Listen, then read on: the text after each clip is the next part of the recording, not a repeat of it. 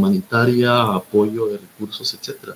Sin embargo, los métodos son un tanto cuestionables, ya que en ese entonces la iglesia brindaba bastante apoyo a las comunidades en ese entonces y el ejército lo veía como competencia, por así decirlo. Por tanto, comenzaron una persecución contra sacerdotes y a la iglesia y a líderes religiosos. A varios los asesinaron y a los que no los exiliaron. Y después, siguiente diapositiva, por favor.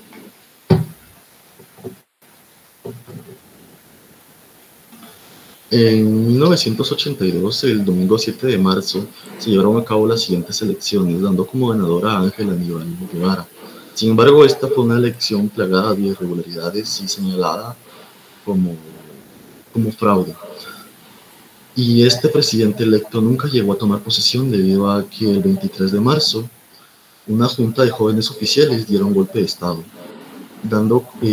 imponiendo al general Efraín Ríos Montt como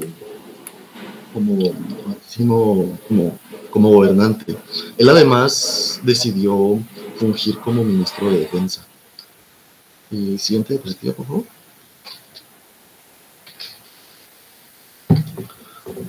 Durante su gobierno él retomó lo que Romeo Lucas García ya había implementado.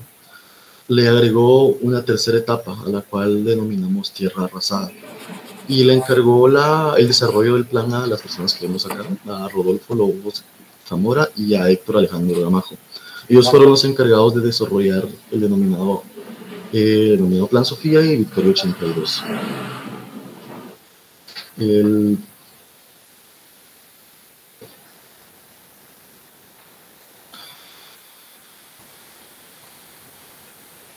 Estas eran estrategias militares de contrainsurgencia que tenían como objetivo algo denominado quitarle el agua al pez.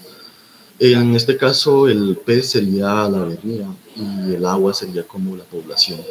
Ríos Montt creía que la población apoyaba a la guerrilla y que además estos servían como focos de reclutamiento. Por tanto, lo que a él se le ocurrió fue eliminar a estas personas que se encontraban en estas zonas para así cortarle directamente la fuente a la guerrilla. Me gustaría mencionar en este punto que en ningún momento algún grupo militar durante todo el conflicto armado interno tuvo la suficiente capacidad o representó una amenaza real para el Estado. Por tanto, las tácticas que se llevaron a cabo en realidad fueron muy exageradas, ya que no existía un riesgo real como para un derrocamiento.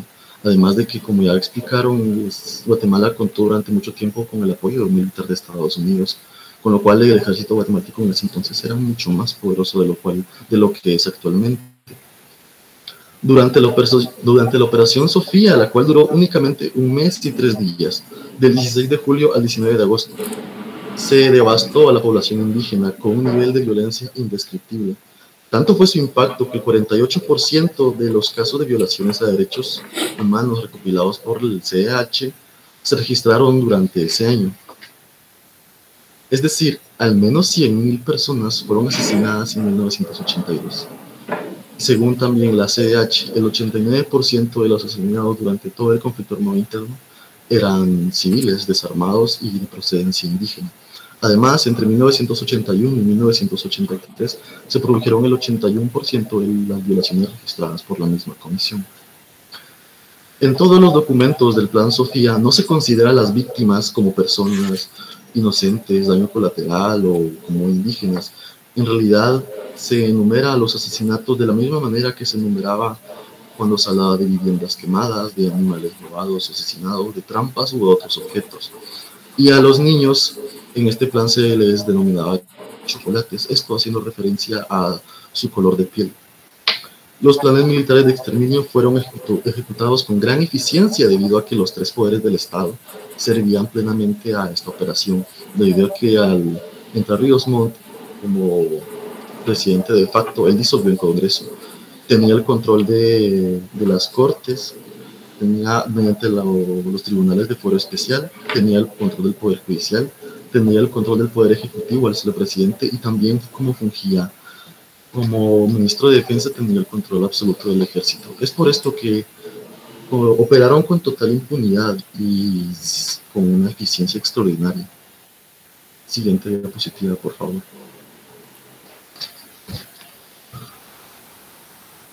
Durante el conflicto armado interno y durante esos años ocurrieron muchísimas masacres. Sin embargo, me gustaría narrarles únicamente una de ellas por cuestiones de tiempo, una de las más conocidas, que es la masacre de las 2 R's.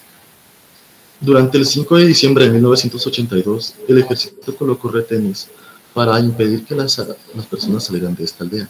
El 5 de diciembre, a las 11 de la noche, llegó a la zona un pelotón de fuerzas especiales caiviles, con la instrucción de registrar la aldea, matar a sus habitantes y recuperar supuestos 19 fusiles que ellos creían habían robado las personas de ahí para utilizarlos como armas o dárselas a la guerrilla.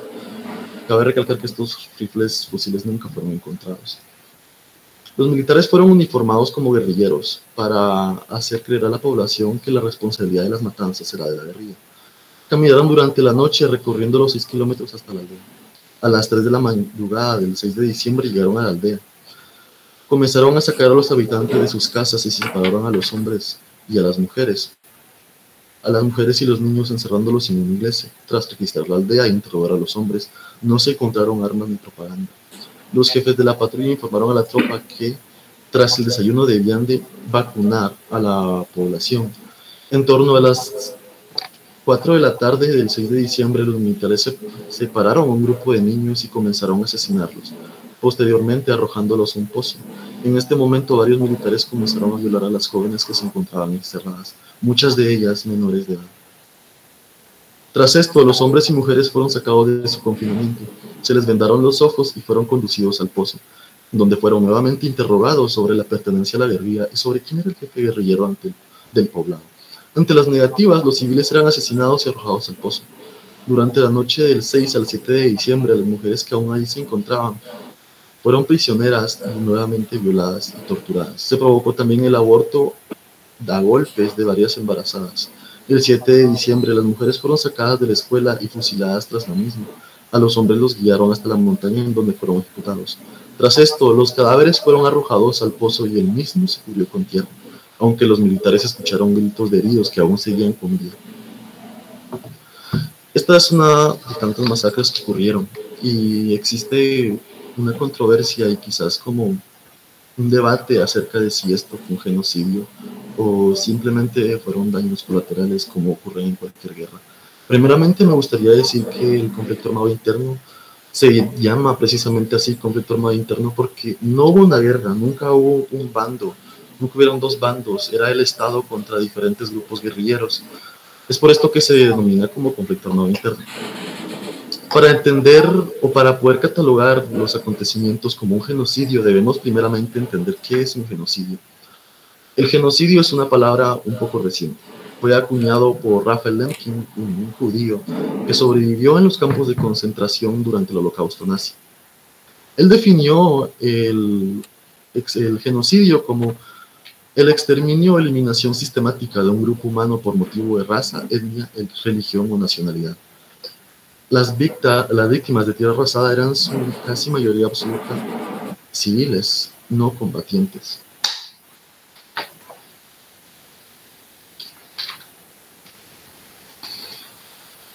Las prácticas como el Plan Sofía nos demuestra 2 puntos de los cuales podemos catalogarlo como un genocidio.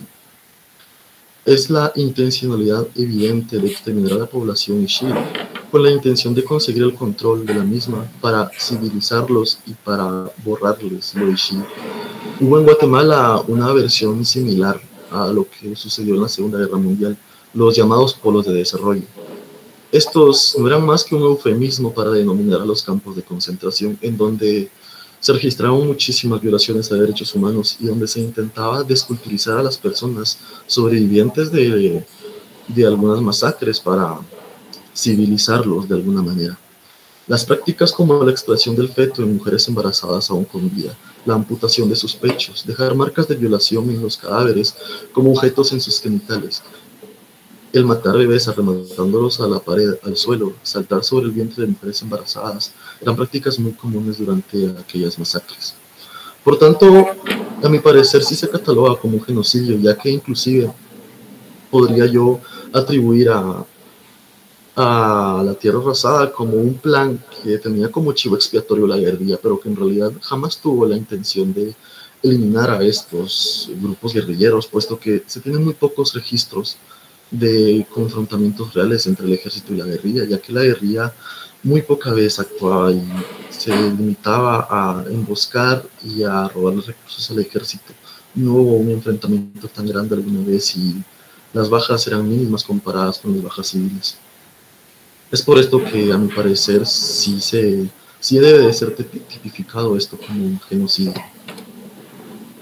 Y esto es todo por mi parte. Les agradezco su tiempo de atención y les cedo la palabra a mi siguiente compañero. Un paréntesis. Según mi lista de participantes, faltan 3 y tenemos 15 minutos. Solo en aras del equilibrio del manejo de los tiempos, si pudieran manejarse en por lo menos 5 minutos cada uno, por favor, y ser mucho más efectivos, así más sintéticos. Gracias.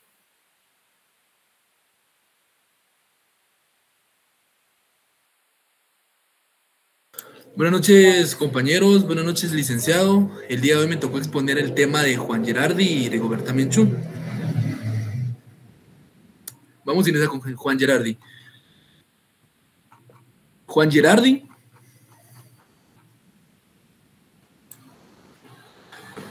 Monseñor Juan José nació en la ciudad de Guatemala el 27 de diciembre del año de 1900.